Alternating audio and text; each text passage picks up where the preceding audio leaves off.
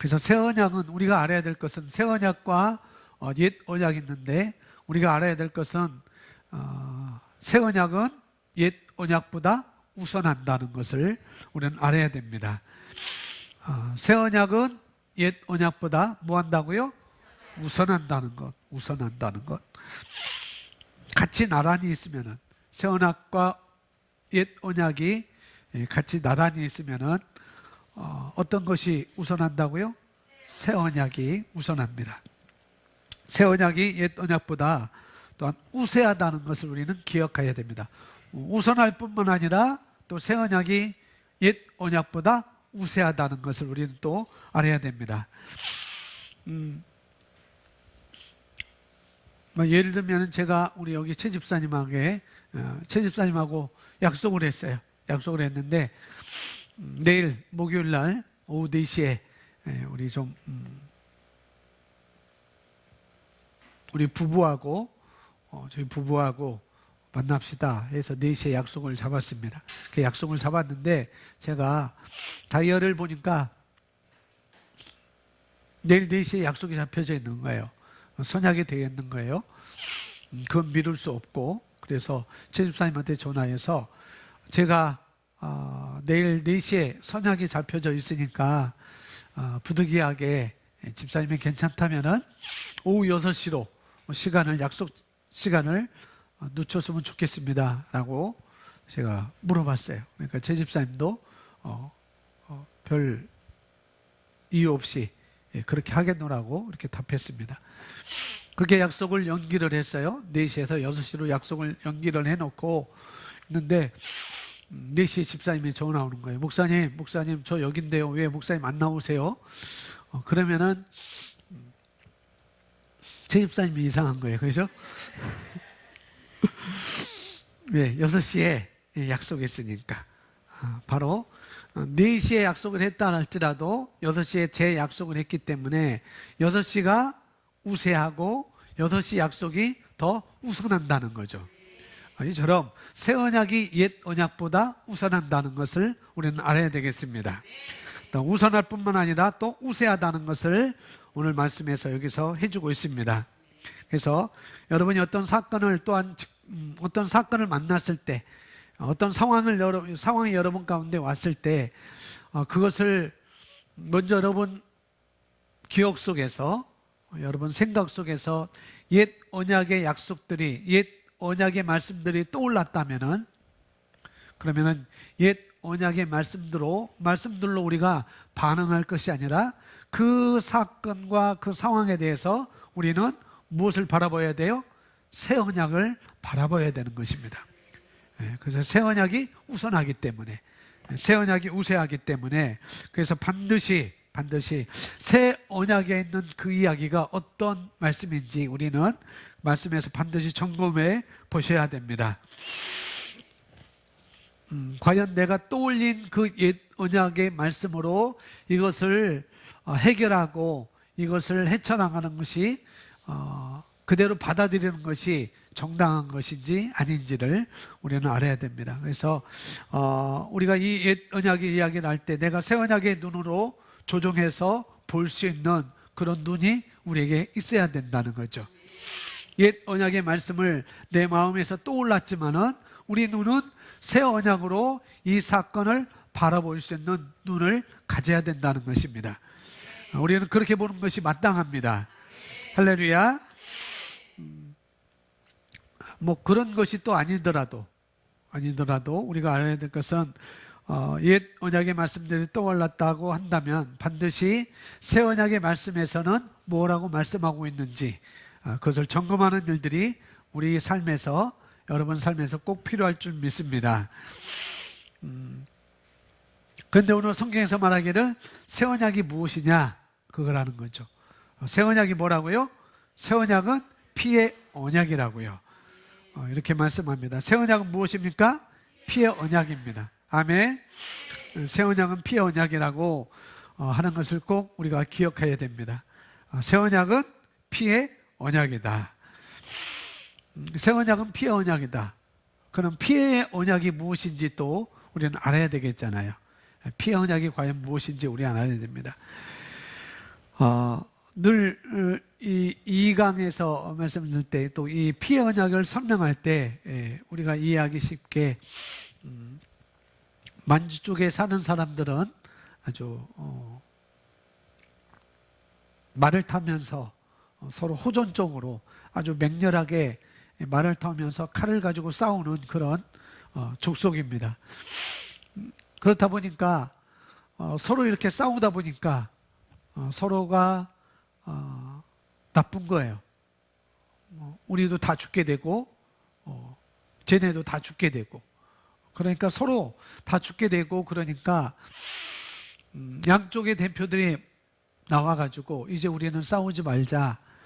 너나 나나 싸워봤자 우리도 망하는 것이고 너희도 망하는 것이고 다 유익이 없으니까 이제 우리는 싸우지 말자 하고 우리 동맹을 맺자. 그렇게 약속하고 양쪽 대표가 나와서 동맹을 맺습니다.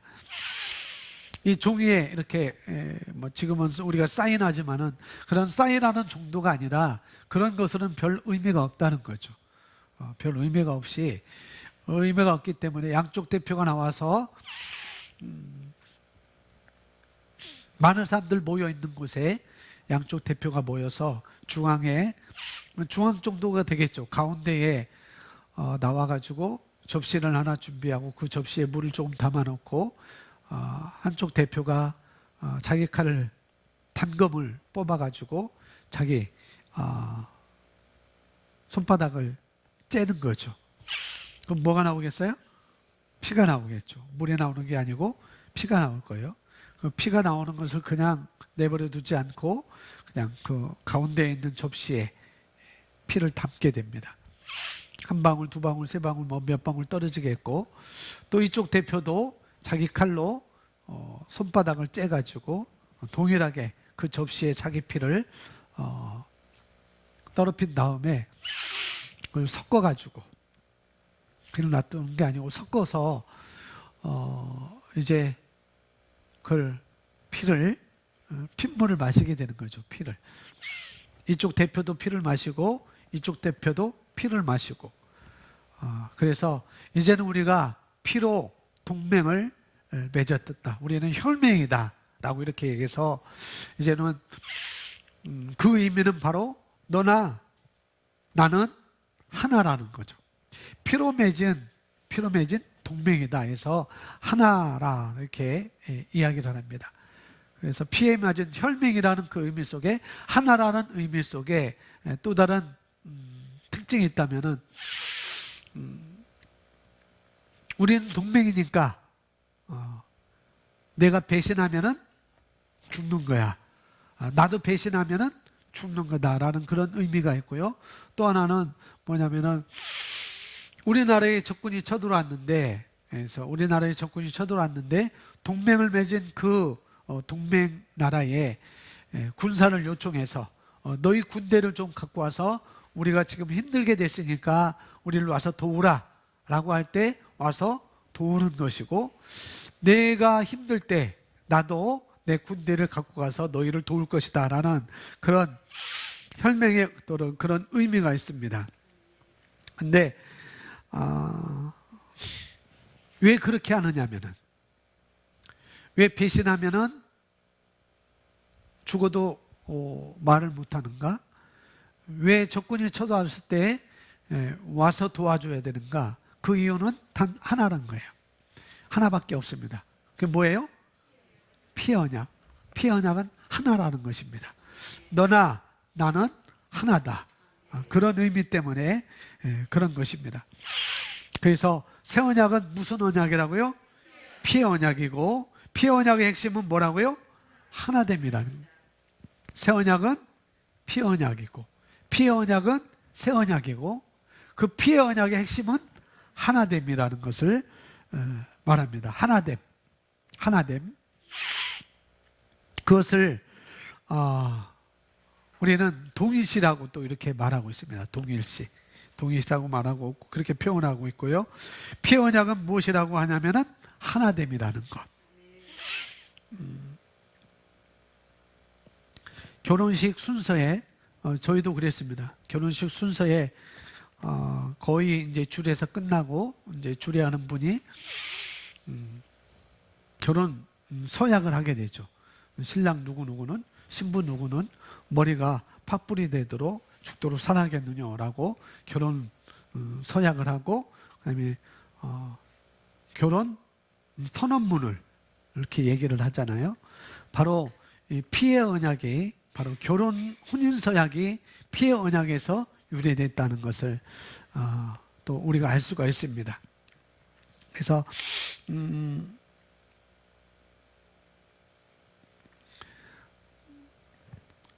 성경에서 창세기도 그렇고 마태복음에서도 그렇고, 그래서 남자와 여자가 연합하여 한 몸을 이룬다라고 성경은 말하고 있잖아요.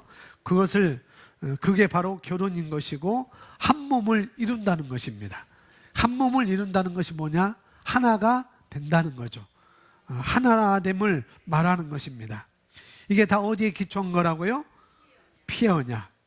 피의 언약에서 기초한 것이고, 또 그것은 주님께서 말씀하신 새 언약인 것이고, 근데 이것은 피의 언약은 헤어질 수 있는가 없는가? 피의 언약은 헤어질 수가 없는 것입니다. 이유가 없어요. 이유가 없어요. 헤어질 이유가 없는 것이고, 어떤 이유라 할지라도 그게 우리 하나님께서 인간에게 주신 결혼에 대한 개념이라는 거죠. 결혼 서약이라는 것. 그래서 이유가 없습니다. 바로 피의 언약이, 이 언약은 바로 그런 거라는 것입니다. 그래서 또 말씀하기를, 예를 들기를, 결혼 서약이라는 것은 뭐냐면은, 이런 종이를 두 장 있는데, 여기다 풀을 칠해가지고 하나를 만든 거다. 그게 결혼이라는 거예요. 그게 하나됨이라는 거예요. 하나 됐잖아요. 두 개가 하나 됐어요. 지금 풀을 칠하지 않았지만은, 풀을 칠했을 때 이게 붙어 있잖아요. 근데 붙어 있는 것을 찢으면은 원상태로 원장에 찢어지는 건 하나도 없습니다. 양쪽 다 망가지게 되어 있어요. 형태도 보기 좋지 않아요. 우리 결혼이라는 것이 바로 그런 거라는 거죠. 잘 떨어질 수도 없고, 떨어졌다 할지라도 온전하게 되는 것이 없습니다. 바로 하나됨이라는 것이 바로 그런 거라는 거죠. 억지로 뗀다면은 그것은 찢어질 수밖에 없는 것이고, 볼품이 없게 되는 것이죠. 그래서 우리가 이 땅에 살면서 부부의 관계에 있어서 여러 가지 문제로 살다가 우리가 이혼 소송을 또 하게 되고 그러잖아요. 그런데 서로 안 맞아가지고 갈라서면 좋을 것 같은데, 찢으면 좋을 것 같은데, 지금 당장은 붙어있기 싫고, 갈랐으면 좋을 것 같은데, 그런데 실제로 갈랐으면은 그것은 많은 상처가 있다는 거죠. 이쪽도 상처도 있고 이쪽도 상처도 있고, 그래서 실제로 갈라서면은 끔찍한 일이 벌어진다는 거예요. 본인들에게도 끔찍한 일이고, 자녀들에게도 끔찍한 일이고, 가족들에게도 끔찍한 일이라는 거죠. 그래서 피의 언약을 우리가 모르니까 우리가 잘못도 하고 실수도 할 수 있지만은, 그러나 반드시 이것을 우리가 알아야 된다는 것이고, 이것을 우리가 알고 또 알려줘야 하는 것입니다. 우리에게는 그런 의무가 있는 거예요. 이혼이라는 것이 나중에 사람들이 자기 좋자고 한 것이지, 하나님의 사랑을 모르는 사람들이 그렇게 자기들 유익을 따라서 그렇게 한 것이지, 그러나 하나님은 그렇게 말씀하지 않고, 피의 언약은 또 그럴 수 없다는 것이죠. 어떤 이유든지 뗄 수가 없는 것이고 갈라설 수가 없는 거라는 것입니다. 여기 이제 우리 학생들도 있는데 우리 학생들이 이것을 배우고 배워야 되고 또 이것을 여러분들이 이해를 해야 됩니다. 우리 학생들이 이해를 해야 되고 또 나는 그렇게 이해했다 할지라도 내 배우자가 그걸 이해하지 못했다면은 아마 많은 것이 있겠죠. 이것을 배우지 못했기 때문에 하나됨이라는 걸 배우지 못했기 때문에 갈라설 수 없다는 것을 배우지 못했기 때문에 이걸 알지 못하는 배우자는 이 모양 저 모양으로 갈라서자고 유혹을 할 거예요. 성격이 안 맞는다고 갈라질 것이고 너 해온 것이 뭐가 있느냐고 갈라질 것이고 여러 가지 이유로 해서 그 배우자는 갈라서게 할 것이고 얼마든지 이혼을 요구할 수가 있습니다. 그래서 근데 우리 청년들은 그럴 수 없다는 것을 우리는 알아야 되겠죠. 그럴 수 없다는 것을 우리가 알아야 됩니다. 피해 언약이 깨지니까 죽이잖아요. 배신하면은 죽이는 것처럼. 그래서 죽이고 싶을 정도로 고통이 있는 거라는 거죠. 그런데 그것을 지킨다는 생각을 또 못하는 것이고 또 이런 배움이 없으니까 또 그러는 것이고 그래서 우리가 흔들리지 않으려면 이런 부분은 우리가 다 알아야 되겠고 내가 안다면은 나는 흔들릴 수가 없는 것입니다.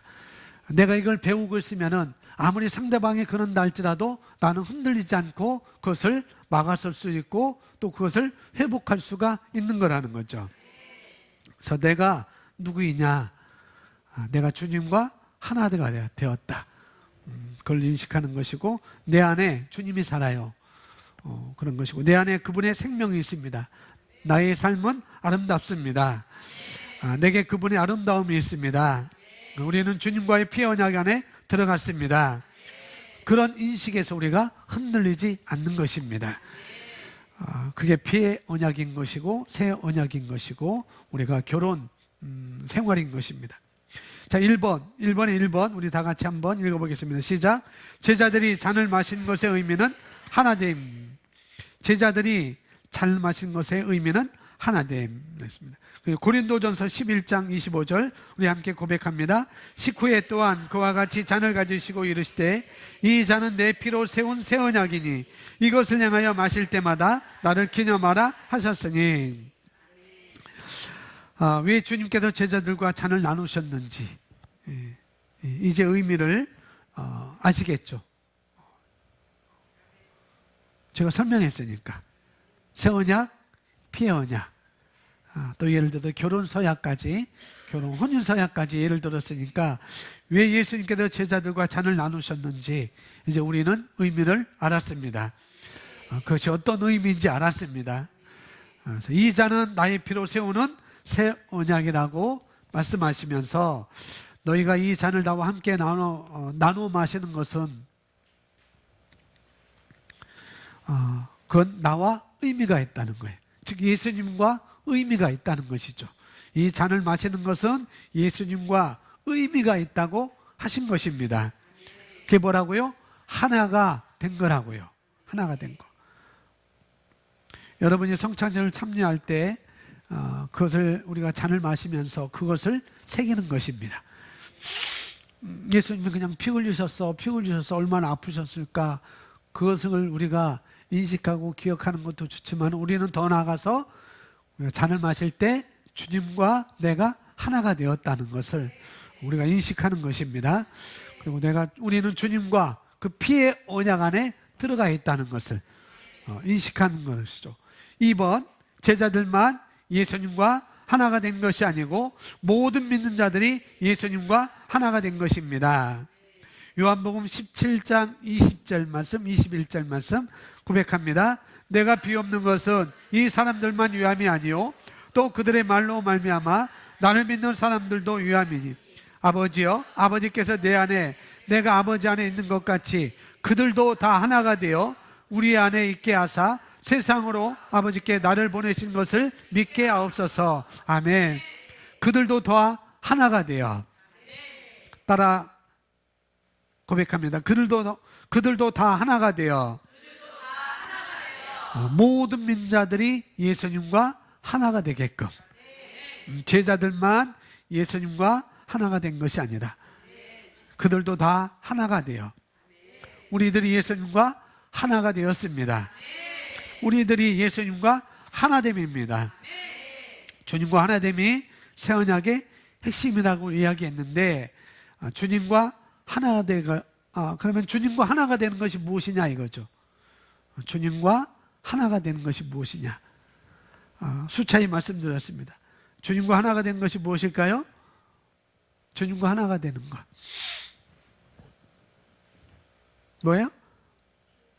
동일시. 동일시가 되고. 동일시가 뭐냐 이 말이죠.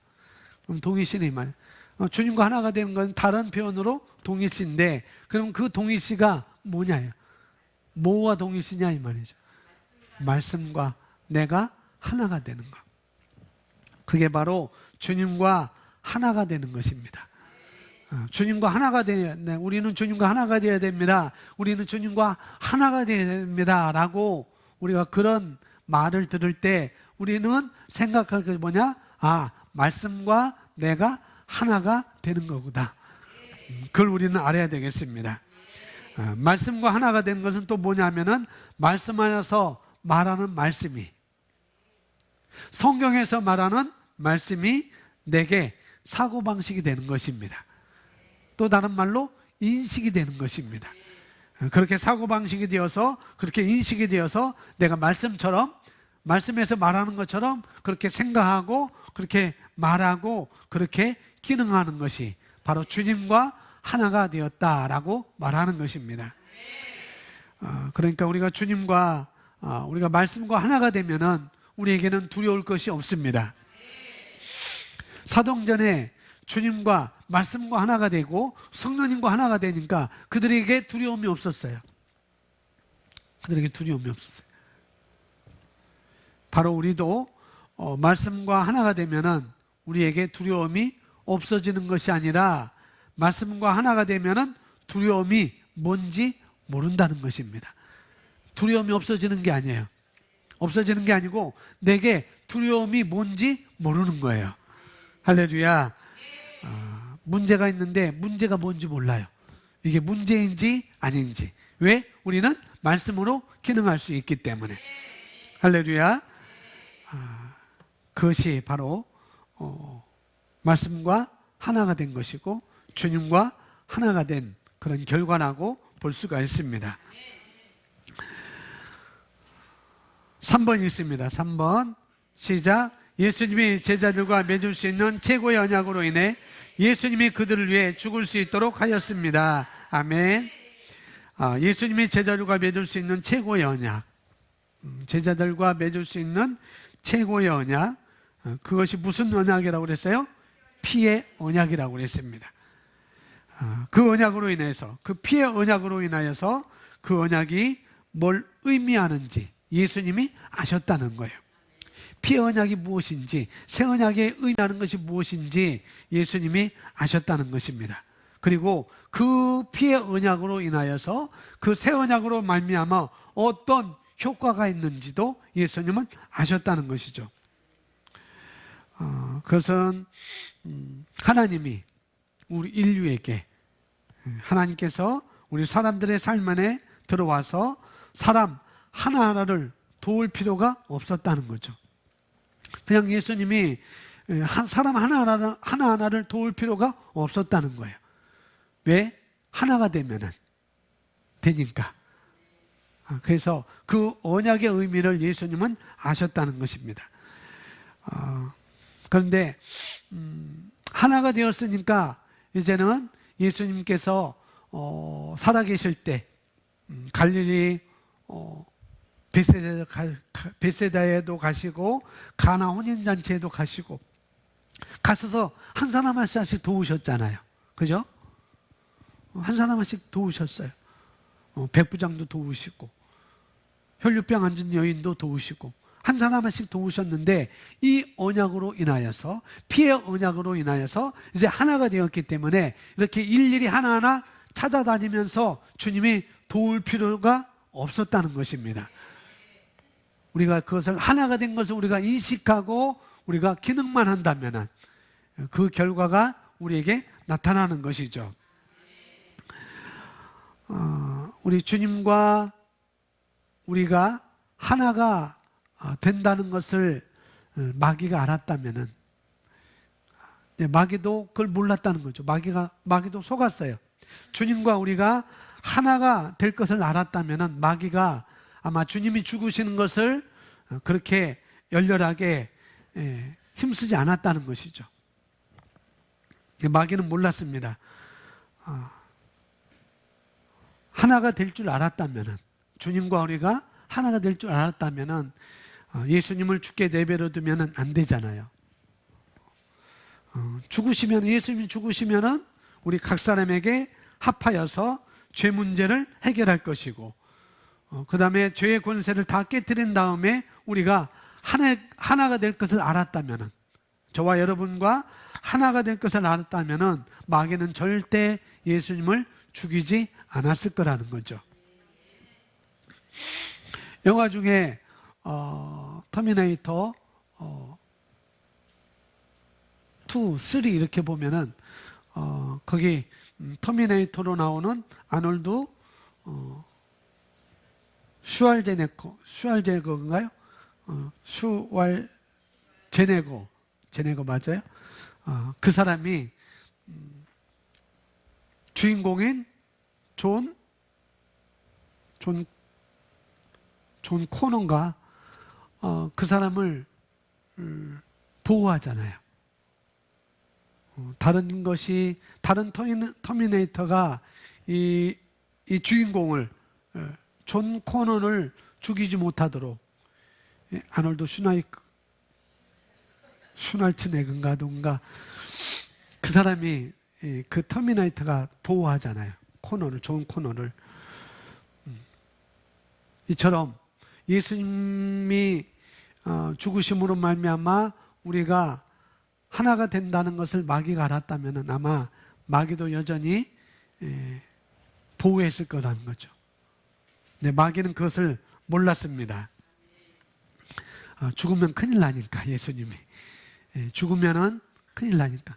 죽으면은 창사될 것이고, 창사됐다가 부활해서, 그 다음에 우리가 하나가 될 것을 알았기 때문에 마귀는 그냥 놔두지 않았을 거라는 거죠.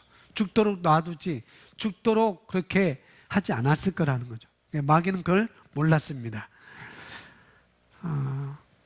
모든 인류에게, 저와 여러분뿐만 아니라 모든 인류에게 하나가 될 수 있는 길을 만들어 놓으셨고, 그리고 누구든지 그 새 언약 안으로 들어가면 그 사람의 삶에 예수님의 나타내 보이는 것입니다.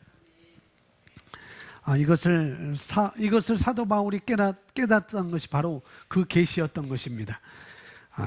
우리는 이것을 무엇인지 또 알게 되고, 사도 바울의 계시를 통해서 이것이 새 언약이 무엇인지, 피의 언약이 무엇인지 우리는 또 알았고, 그 중에서도 우리는 좀 더 이제는 알아가는 것입니다. 그래서 주님과 하나가 된다고 하는 것이 그분께서 하신 말씀과 내가 하나됨이라는 것까지 우리는 깨달아 알았습니다. 그리고 하나가 되기 위해서 내가 얼마나 말씀을 집중하고 공부를 해야 하고, 또 읊조려서 저와 여러분의 사고방식을 바꾸느냐, 그것은 우리 각자의 몫이라는 것이죠.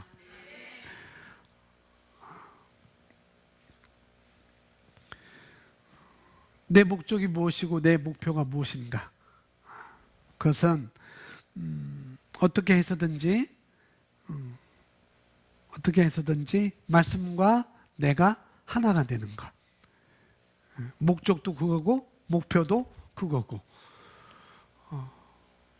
저는 나이가 먹었기 때문에 힘든 것 같아요. 저는 말씀을 들어도 이해력이 떨어져요. 그런 것 없습니다. 그렇다고 한다면은 우리가 더 열심히, 더 열렬히 말씀을 공부하고 배우고 내가 읊조리면은 되는 것입니다. 할렐루야.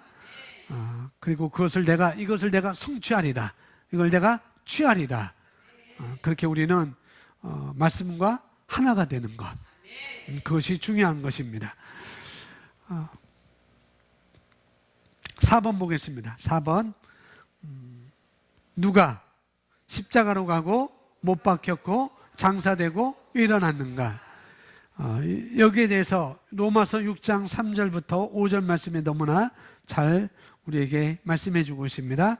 6장 3절부터 5절 말씀까지 고백합니다. 무릇 그리스도 예수 합하여 침례를 받은 우리는 그의 죽으심과 합하여 침례를 받은 줄을 알지 못하느니, 그러므로 우리가 그의 죽으심과 합하여 침례를 받음으로 그와 함께 장사되었나니, 이는 아버지의 영광으로 말미암아 그리스도를 죽은 자 가운데서 살리심과 같이 우리로 또한 새 생명 가운데 생하게 하려 함이라. 만일 우리가 그의 죽으심과 같은 모양으로 연합한 자가 되었으며 또한 그의 부활과 같은 모양으로 연합한 자도 되리라. 아멘. 질문은 이것이죠. 예수님께서 십자가를 지고 가실 때 누가 십자가를 지고 갔느냐는 거예요. 누가요? 내가요. 저와 여러분인 것입니다. 내가 그런 것입니다. 내가 그분과 함께 십자가를 진 것이 되는 것이고, 내가 그분과 함께 장사된 것이고, 내가 그분과 함께 살아서 활동하는 것입니다. 로마서 6장 3절부터 5절 말씀은 바로 그거라는 거예요. 누가 십자가로 가고, 누가 못 박혔고, 누가 장사되고, 누가 일어났는가? 바로 저와 여러분인 것입니다. 할렐루야. 여러분이 손을 뻗칠 때 주님이 함께 손을 뻗치는 것입니다. 여러분이 손을 내밀 때 주님이 함께 손을 내미는 거예요. 여러분이 여기 있으면은 주님의 임재가 바로 여기에 있는 것이고, 여러분이 학교에 가면은 여러분의 학교에 주님의 임재가 있는 거예요. 다빈이가 혜수가 학교에 가 있으면은 그곳에 주님의 임재가 있는 것입니다. 할렐루야. 어디를 가든지, 뭐 치과에 가 있든지, 치과에 가서 지금 치료를 하든지, 버스를 타고 오든지, 직장 끝나고 타고 오든지 간에 내가 인식하고 있는 것만큼 그분의 임재가 거기에 있는 것입니다. 내 학교에 있는 것이고, 내 직장에 있는 것이고, 내 가정에 있는 것이고. 할렐루야. 그래서 우리 주님께서 하신 말씀에 내가 얼마나 하나가 되는 것을, 주님께서 말씀하신 것과 내가 얼마나 하나가 되는 것을 차지하는 것만큼 내 있는 곳에 복이 되는 거라는 거예요. 학교에도 복이 되는 것이고, 직장에도 복이 되는 것입니다. 할렐루야. 나의 수준만큼, 여러분의 수준만큼, 그리고 동료들에게 그것은 나타나게 되어 있습니다. 그걸 가르쳐서 우리가 영적 성장이라고 표현하는 거예요. 영적 성장. 말씀을 내가 배우 익혀가지고 그 계시의 말씀들을 나와 하나가 되도록, 인식이 되도록, 사고방식이 되도록 우리가 그렇게 되도록 가면 되는 것입니다. 그렇게 가는 것 중에 가장 효과적인 것 중에 하나가 바로 말씀을 뭐 하는 거예요? 고백하는 것입니다. 내가 말씀을 고백하는 것. 고백하는 것보다 더 효과적인 것은 고백한 말씀들을 내가 누군가에게 말해주는 것, 이야기해주는 것이 더 효과적이라는 것이죠. 자, 2번, 예수님의 거듭나심에 대한 이해입니다. 예수님이 거듭나셔야 하는 이유. 예수님이 왜 거듭나셔야 되는가? 고린도후서 5장 21절 고백합니다. 하나님께서 죄를 알지도 못하신 그를 위하여 죄로 삼으신 것은 우리로 하여금 그 안에서 하나님의 의가 되게 하려 하십니다. 우리로 하여금 그 안에서, 예수님 안에서 하나님의 의가 되게 하려 하십니다. 주님께서 우리에게 하나님의 의가 되게 하셨다는데, 주님께서 우리에게 하나님의 의가 되게 하셨다는데 여기 불만이 있으신 분 하나도 없으시죠? 불만이 있거나 나는 불만이 있습니다. 왜 주님이 그렇게 하셨는지 나는 정말 따지고 싶습니다. 그렇게 말할 수 있는 사람 하나도 없을 줄 압니다. 할렐루야. 또 기분 나쁘지 않죠? 그죠? 기분 나쁜 분 없죠? 기분 좋죠?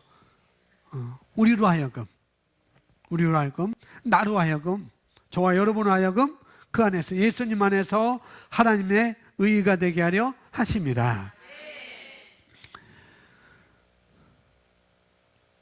기분 나쁜 것도 아니고 불만을 가질 것도 아니고 우리는 도리어 감사한 것이죠. 감사한. 왜 우리가 의가 되었는지 이제 아시겠죠?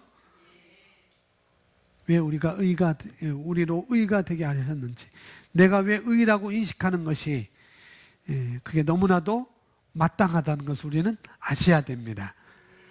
반대로 말하면 내가 의롭지 못하다고 생각하는 말하는 것은 그 삶에 얼마나 참담한지 또 알아야 되는 것이에요. 나는 의롭지 않아. 나는 의로운 사람이 아니야. 나는 하나가 안 되었어 라고 이렇게 생각을 하거나 그렇게 말한다는 것은 그 삶에 얼마나 참담한지 또 우리는 바꾸어서 생각해 볼 수가 있습니다. 우리는 너무나 감사합니다. 할렐루야. 내가 의인이라고 하는 인식. 진짜 내가 누구인지. 나는 의인이다. 나는 하나님의 의를 가지고 있다. 이것이 너무나 중요합니다. 이번 부활 전에 예수님은 하나님의 뭐였어요? 독생자였으나 부활 후에 예수님은 하나님의 맏아들이었습니다. 요한복음 1장 14절 우리 고백합니다. 말씀이 육신이 되어 우리 가운데 거하심에 우리가 그의 영광을 보니 아버지의 독생자의 영광이요 은혜와 진리가 충만하더라.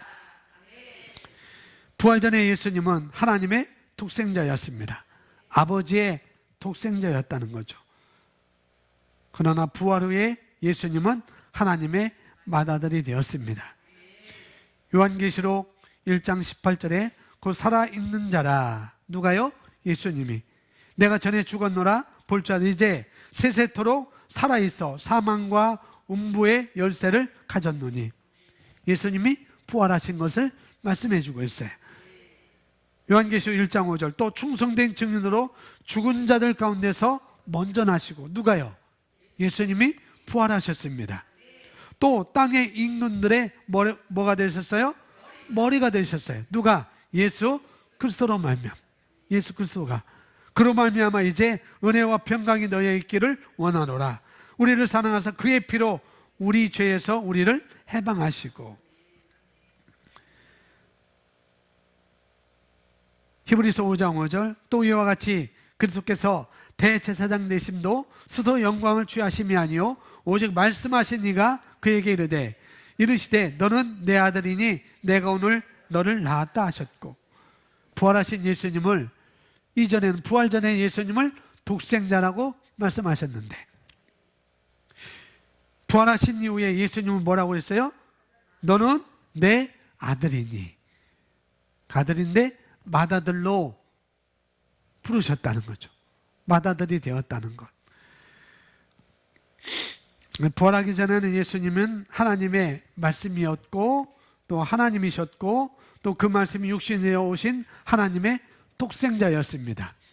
그걸 영어성에 only son, 하나만 있는 아들 이렇게 번역할 수가 있습니다. 그런데 부활이 무엇을 가져왔는가? 부활이 무엇을 가져왔고 부활이 무엇을 그분에게 주었는가? 또 우리에게 무엇을 주었는가? 그분을 하나님의 맏아들로 만드셨습니다. 왜요? 우리도 하나님을 아버지라 부를 수 있게 하기 위해서. 그러니까 우리도 하나님을 아버지라 부르잖아요. 그죠? 하나님 아버지 다 부르잖아요. 안 그래요? 다 하나님. 예수님도 아버지라고 부르셨고 우리도 하나님을 아버지라고 부릅니다.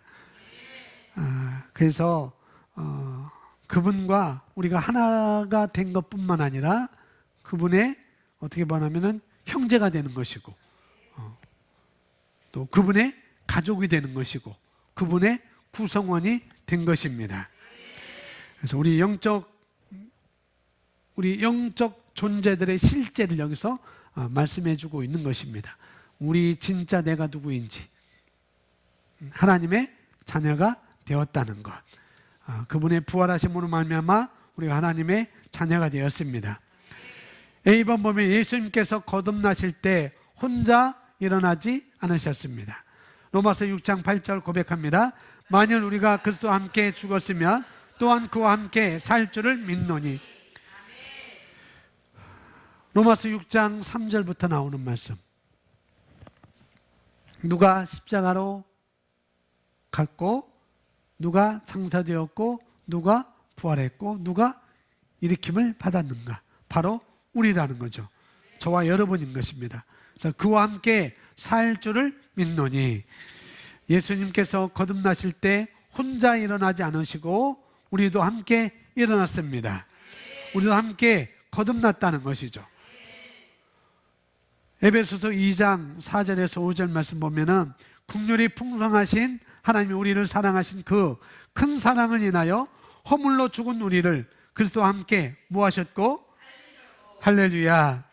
너희는 은혜로 구원을 받은 것이라. 우리를 그리스도와 함께 살리셨습니다.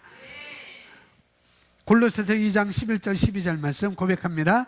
또 그 안에서 너희가 선으로 하지 아니한 할례를 받았으니 곧 육의 몸을 먹은 것이 그리스도의 할례니라.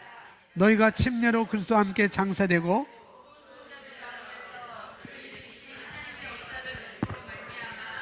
그 안에서 함께 일으키심을 받았느니라. 아멘. 예수님 안에서 함께 우리가 일으킴을 받았습니다.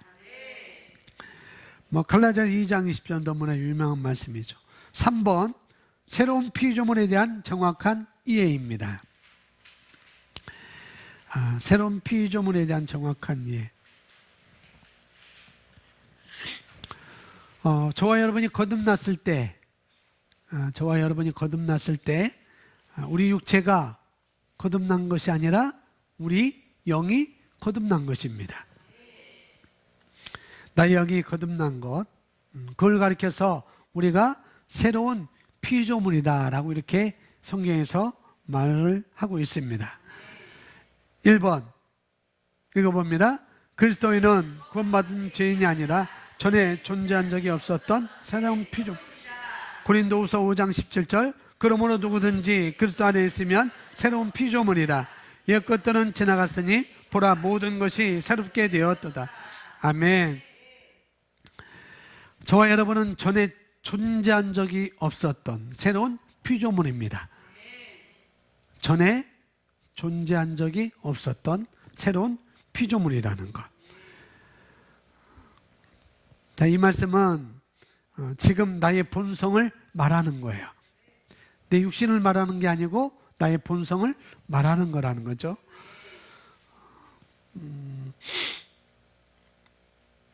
내 본성이, 내 영이 누구로부터? 하나님께로부터 태어났기 때문에. 그렇기 때문에 우리가 하나님께로부터 태어났으니까 과거가 없는 것입니다. 옛 것들은 지나갔다는 거죠. 저와 여러분이 이제 그런 인식을 가져야 된다는 거죠. 나는 새롭게 태어났다는 것. 과거가 없다는 것. 그런 인식을 우리가 가져야 됩니다. 그러므로 누구든지 그리스도 안에 있으면, 이건 다른 말로 주님과 내가 하나가 된 것. 주님과 내가 하나가 되었다고 한다면은 새로운 피조물이다. 저와 여러분이 과거에 어떻게 살았든지 관계가 없는 것이에요. 너무나 감사하죠. 내가 과거에 어떻게 살았든지 관계없이 옛 것은 지나갔어요. 옛 것은 지나갔습니다. 그래도 우리는 혼적으로 육신적으로 과거를 생각하잖아요. 옛 것을 생각하잖아요. 그렇다고 하면은 옛 것을 생각할 때 옛 것을 가지고 우리는 지금의 발판으로 삼아야 되는 거예요. 내가 어떻게 살아야 되고 내가 어떻게 사는 것이 더 나의 영적 성장을 위해서 사는 것인지 그 과거가 지금의 발판이 돼야 된다는 거죠. 그걸 가지고 내가 정죄를 받거나 그것 때문에 내가 죄책감을 갖는 게 아니라 그걸 가지고 내가 발판으로 삼아서 앞으로 전진하는데 발판이 돼야 된다는 것입니다. 할렐루야.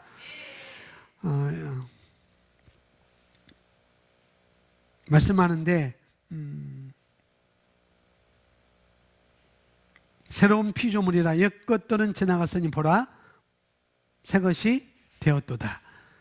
보라 새 것이 되었도다 라고 이렇게 말씀하는데 이 세상에는 세 가지 종류의 금이 있다 합니다.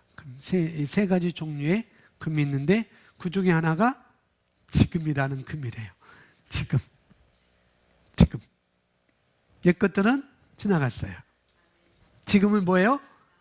새로운 피조물이란 우리는 그렇게 인식하는 것입니다. 할렐루야. 지금 내가 무엇을 말하느냐, 지금 내가 무엇을 인식하느냐. 옛것은 지나갔고 새롭게 된 새로운 피조물이라는 것, 지금이 내가 새로운 피조물이라는 것, 우리는 이것을 인식을 해야 된다는 것. 그래서 새로운 피조물에 대한 정확한 이해. 그래서 3번의 제목이 큰 제목이 그겁니다. 전에 존재한 적이 없었던 새로운 피조물입니다. 누가요? 내가. 2번 교회는 죄나 사단으로부터 구원받은 것이 아닌 새로운 탄생입니다. 죄나 사단으로부터 구원받은 것이 아닌 새로운 탄생이라는 것.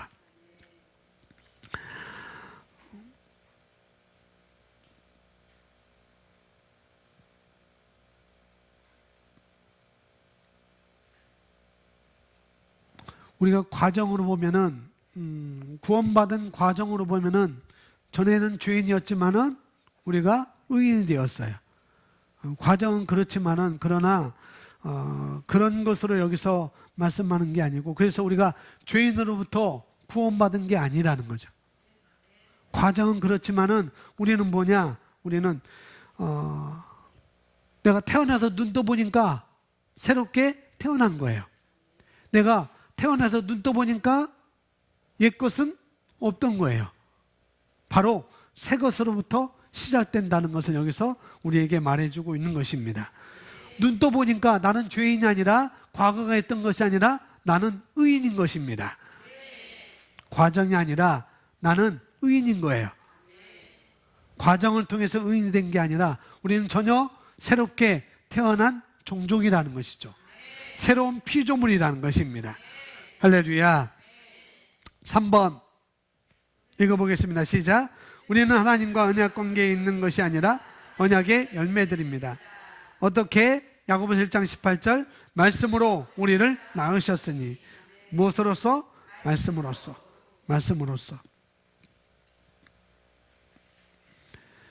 그래서 우리가 새롭게 태어났는데 하나님의 본성을 가지고 태어난 것입니다. 그것을 어떻게? 말씀으로. 그래서 하나님은 우리가 새로운 피조물이라고 할 때, 우리가 하나님의 본성을 가졌다고 할 때, 그래서 2번의 설명 보면은 우리는 죄로부터 구원받은 것이 아니라는 것. 우리는 하나님의 뭘 가지고 있어요? 본성을 가지고 있습니다. 그러기에 하나님의 본성에는 죄가 있을 수 없는 거예요. 그래서 우리는 하나님의 본성을 가지고 있는 것입니다. 그래서 우리는 죄로부터 구원받은 게 아니라는 거예요. 우리는 전혀 의인으로 새롭게 태어난 것입니다. 할렐루야. 4번 거듭남은 기독교 최고의 기적입니다. 거듭남은 1번 하나님의 생명에 의해 탄생한 것입니다. 거듭남은 하나님의 생명에 의해 탄생한 것. 그건 뭐냐? 유전자가 바뀐 거라는 것. DNA가 바뀌었습니다. 하나님의 씨로 완전히 다시 태어남을 말하는 것입니다. 이것은 3번의 2번과 연관지었어요. 하나님의 씨로 완전히 다시 태어남을 말한다는 것. 요한일서 3장 2절 고백합니다. 사랑하는 자들아, 이제 우리가 하나님의 아들들이라. 거듭난 우리가 그분과 하나가 되었다고 하는 것은, 거듭난 저와 여러분이 그분과 하나가 되었다고 하는 것은 우리 유전자가 바뀌었다는 것입니다. 나의 유전자가 바뀌었다는 거예요. 나의 DNA가 바뀌었다는 거예요. 우리는 하나님의 생명으로 살아가는 지체가 되었다는 것을 여기서 말씀해 주고 있습니다. 무엇으로? 하나님의 생명으로 살아가는 지체가 되었다는 것. 두 번째, 거듭남은 옛 본성과 새 본성의 완전한 교체를 말합니다. 한마디로 말하면 본성이 바뀌어진 거예요. 뭐가 바뀌어졌어요? 본성이 바뀌어졌습니다.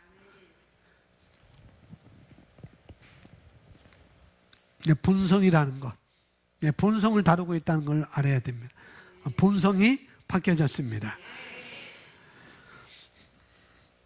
A번, 죄의 문제에 대한 하나님의 해결책, 이렇게 나와 있습니다. 베드로전서 1장 23절 고백하겠습니다. 너희가 거듭난 것은 썩지 아니할 씨로 된 것이니 살아있고 영원히 거하는 하나님의 말씀으로 되었느니라. 거듭남, 또 나오네요. 거듭남, B번, 거듭남, 즉 본성이 바뀌어졌다는 것. 베드로후서 1장 4절, 이로써 우리에게 지극히 크고 귀한 약속을 주심은 너희로 하여금 약속들을 통해서 정욕을 인하 세상에 있게 된 타락을 피하여 하나님의 본성에 동참하는 자가 되게 하려 합니다. 동참이라는 것은 다른 말로 하나가 됐다는 거예요. 하나가 됐다는 거예요. C, 구속이 죄에 대한 최종 해결책이 아니라는 것. 속량이 죄에 대한 최종 해결책이 아니라는 것.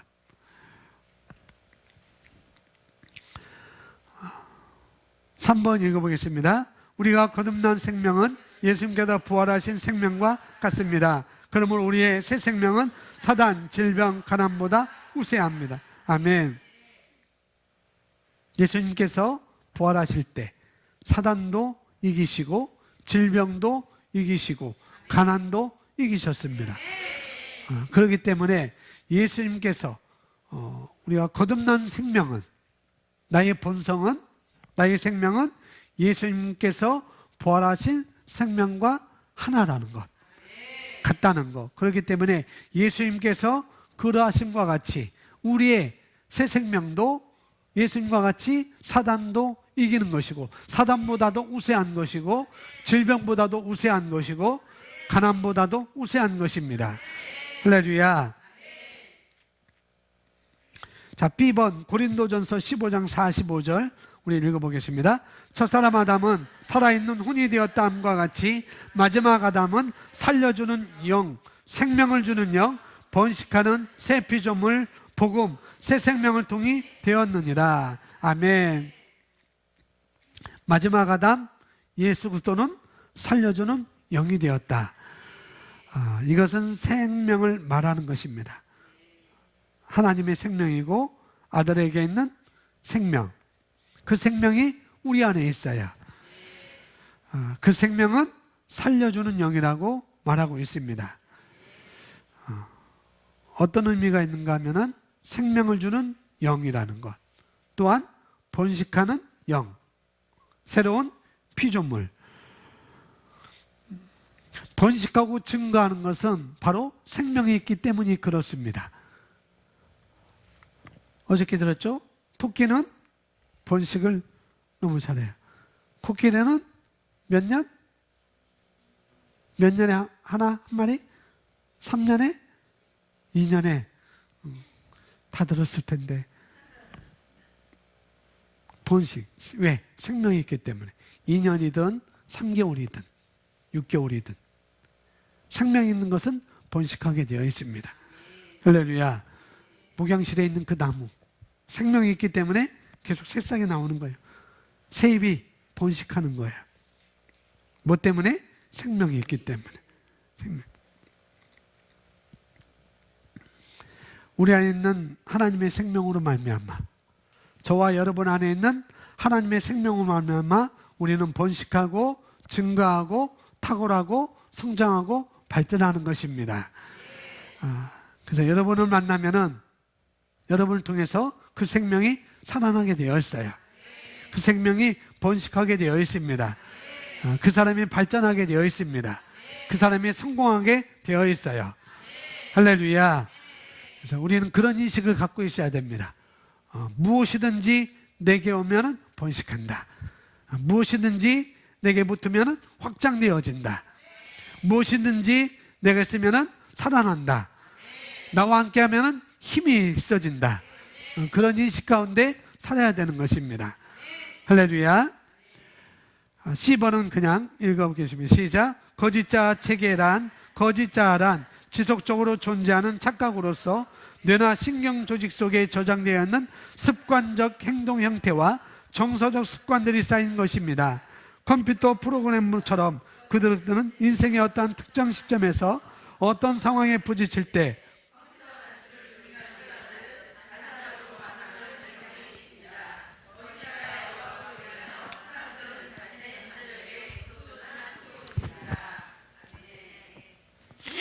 거짓자의 억압으로 인하여 사람들은 자신의 잠재력에 극소수만 쓰고 있습니다.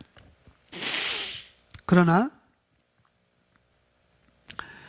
하나님의 생명을 가진 우리는 번식하고 생명을 주고 살리고 힘이 나게 하고 성공하게 하고 발전하게 합니다. 5번 제목 읽어보겠습니다. 시작.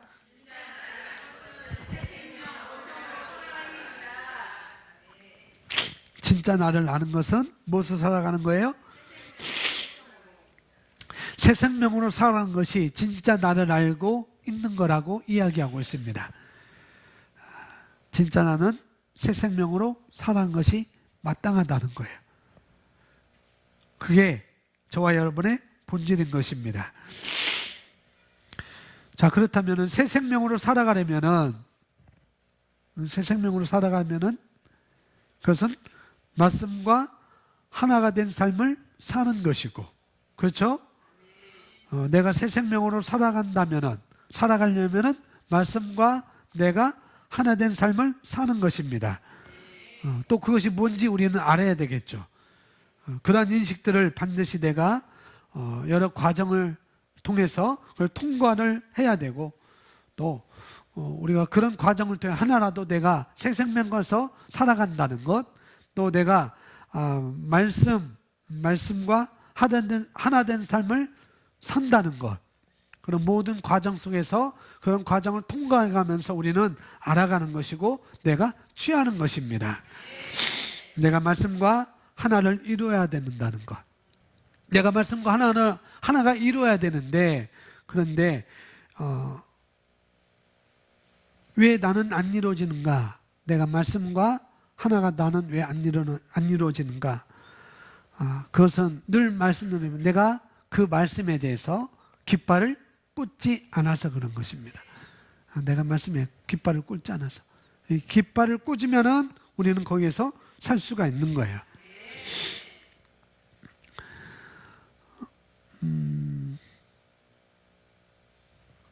여러분이 아침에 또 저녁에 고백 기도하는 것이 깃발을 꽂는 하나의 도구라고 생각한다면은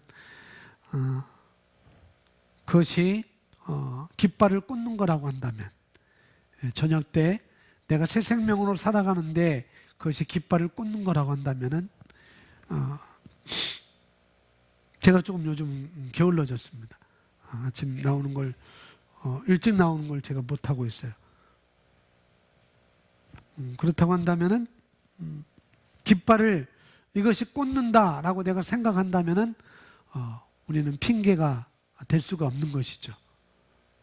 나는 잠이 많아서 나는 피곤하기 때문에 라고 이렇게 우리가 이야기하면은 안 된다는 거죠. 그것이 나의 깃발을 꽂는 거라면은, 그걸 내가 성취하는 거라면은 핑계를 댈 수 있는 것이 하나도 없는 것입니다. 뭐냐면은 어떻게 해야 되는 가 내가 반드시 내가 그것을 차지해야 되겠다 라고 우리는 말하는 것입니다. 할렐루야. 5번에 1번 우리 함께 읽습니다. 옛 본성을 죽이려는 헛된 싸움을 멈춤. 로마서 8장 1절 2절 말씀입니다. 고백합니다. 그러므로 이제 그리스도 예수 안에 있는 자에게는 결코 정죄함이 없나니 이는 그리스도 예수 안에 있는 생명의 법이 죄와 사망의 법에서 너를 해방하였습니다. 아멘. 옛 본성을 죽이려는 헛된 싸움을 멈추어라. 왜 그럴까요? 왜 그럴까요? 이미 우리는 새로운 본성을 가지고 있기 때문에 그걸 인식하는 사람은 싸울 필요가 없는 거예요. 내가 인식하지 못해서, 내가 깃발을 꽂지 못해서 헛된 싸움을 하는 것이지. 이제 우리는 뭐냐, 그렇게 싸웠다면 이제는 앞으로는, 지금부터는 내가 그렇게 인식하는 것입니다. 진짜 내가 누구인지, 나는 하나님의 본성을 가지고 있다는 것, 나는 새로운 피조물이라는 것을 인식하는 것이죠. 할렐루야. 그래서 새로운 본성을 가지고 있습니다. 나는 새로운 본성을 가지고 있습니다. 이것을 내가 의식하고 또 저와 여러분의 입에 이 말을 내뱉는 것, 이 말을 고백하는 것. 그렇지만은 내가 이걸 의식할 때 이걸 내가 새로운 본성을 가지고 있다는 것을 내가 할 때, 그러나 지금 저와 여러분의 눈에 보여지는 것, 아니면은 여러분의 스타일이나 나는 아직 바뀌지 않았다, 나는 아직 덜 바뀌었다, 아니면은 내가 해결해야 될 일이 아니라는 것, 그런 것이 있다면은 우리는 빨리, 그런 의식에서 우리는 빨리 벗어나와야 됩니다. 빨리 벗어나야 돼요.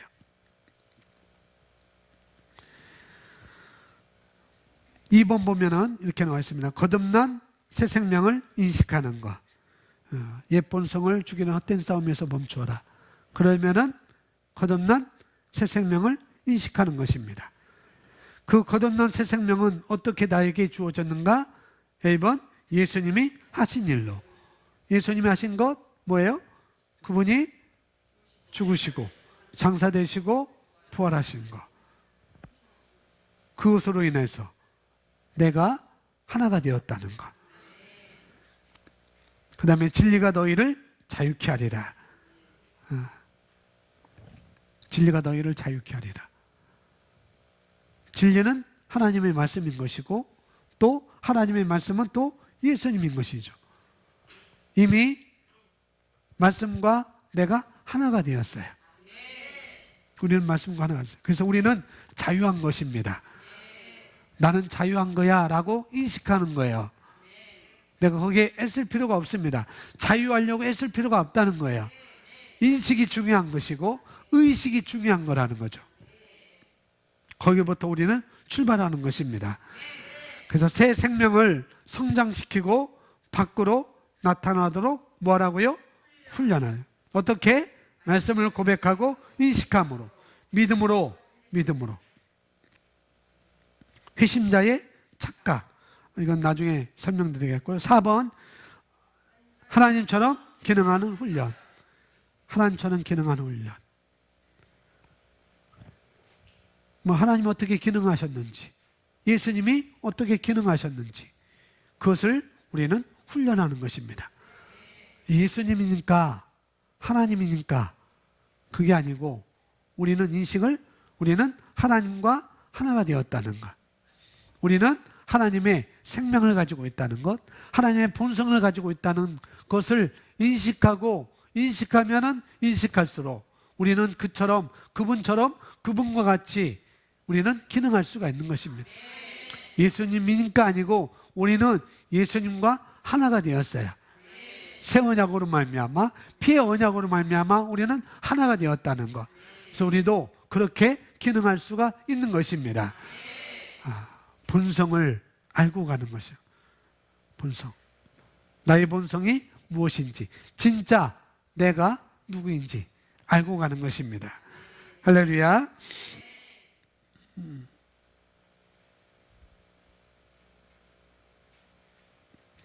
함께 고백하겠습니다. 어디서든지 진짜 나를 이야기합니다. 어디서든지 진짜 나를 이야기합니다. 다시 한번요. 어디서든지 진짜 나를 이야기합니다. 아멘. 그렇게 하기로 우리가 결단하는 것입니다. 할렐루야. 우리 함께 기도하겠습니다. 우리 오늘 진짜 내가 누구인지, 내가 주님과 하나가 되었다는 것, 피의 언약으로 말미암아 하나가 되었다는 것, 그것은 하나가 되었다는 말씀과 하나가 되었다는 것, 거듭남의 이에 대해서 우리는 본성이 바뀌어졌습니다. 옛것은 지나갔습니다. 우리는 새롭게 태어났다는 그런 인식 가운데 사는 것입니다. 그래서 진짜 내가 누구인지를 나는 말합니다. 그렇게 함으로 우리가 사는 과정 속에서 승리를 취하시기 바랍니다. 우리 할렐루야 부르고 기도합니다. 할렐루야. 아버지 하나님 감사합니다. 오늘 아버지 진짜 내가 누구인지를 알게 하시고 이것을 알고 인식하고 살 수 있도록 축복하여 주시는 아버지 하나님 감사합니다. 아버지 하나님, 우리가 진짜 내가 누구인지를 이야기하며 나의 삶 가운데, 나의 상황 가운데, 나의 여건 가운데, 문제 가운데, 사건 가운데 내가 진짜 누구인지를 말함으로 우리가 승리를 취하게 하시고 성공을 취하게 하시고 발전하게 하시고 확장하게 하시고 힘을 주게 하시는 아버지 하나님 감사합니다. 하나님의 생명이 우리 안에 있습니다. 하나님의 본성이 우리 안에 있습니다. 우리는 주님과 하나가 되었습니다. 우리도 하나님처럼 기능하고 우리 예수님처럼 기능하고 우리가 말씀을 고백함으로 우리가 그처럼 기능할 수가 있습니다. 그래서 기능하여서 그렇게 고백함으로 말미암아, 그렇게 훈련함으로 말미암아 우리는 우리가 원하는 것을 취할 수가 있습니다. 아버지 감사합니다. 하나님 감사합니다. 내가 누구인지를 알게 하시고 내가 누구인지를 알고 또 알 뿐만 아니라 이제는 우리가 원하는 것을 말하여서 취하는 저희들 되게 하시니 감사합니다. 여러 사건 앞에서 어떤 상황에 내가 직면했을 때 진짜 나를 말하게 하시니 감사하며 예수님의 이름으로 기도하였습니다. 아멘. 할렐루야. 감사합니다. 그 못 받으셨습니다.